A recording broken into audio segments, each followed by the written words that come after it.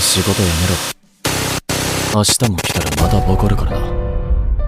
俺の優しさが伝わらないかな。お前さ、牧間さん目当てでデビルハンターになったら牧間さんには俺から言っといてやるよ。お前は悪魔にビビって逃げたんだ。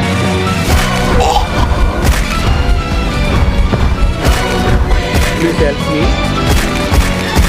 先輩は優しい人なんだな、おい。You help me?